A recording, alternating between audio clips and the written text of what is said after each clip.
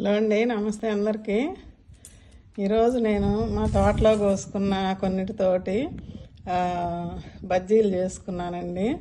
పొద్దునే కోసా మిరపకాయలు షార్ట్ పెడతాను కోసాను.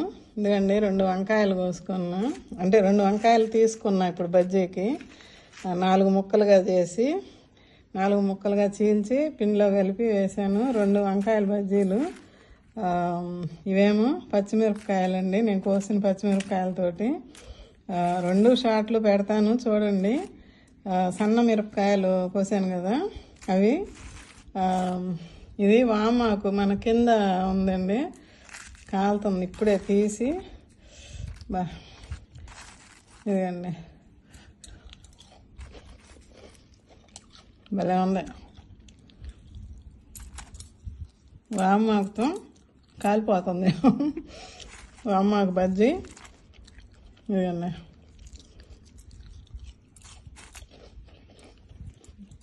నోరంతా కాలిపోతుంది. బంగాళదుంప ఒకటి ఉంటే ఇంట్లో, అవి చిన్న చిన్న పీసులుగా కట్ చేసుకొని అవి వేసా. అదండి కాలుతుంది. ఇవన్నీ ఒక వాయికి వేసుకున్నా, ఇవన్నీ ఒక వాయికి వేసుకున్నా.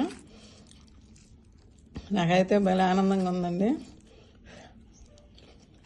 మన తోటలో కోసుకొని పిండి వంటలు చేసుకుంటున్నాము.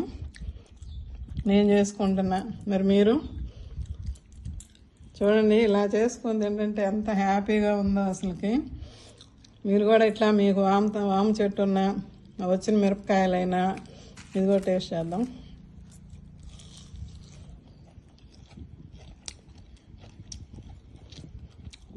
అసలు మంటే లేవండి సన్న మిరపకాయలు అయితే. భలే ఉంది, కొంచెం లైట్గా ఘాటు, చాలా బాగుంది. అసలు ఎన్ని సంవత్సరాలు అవుతుందో నేను బజ్జీ తిని. ఈ మధ్య అసలు బయట కూడా తెచ్చుకోవట్లేదు.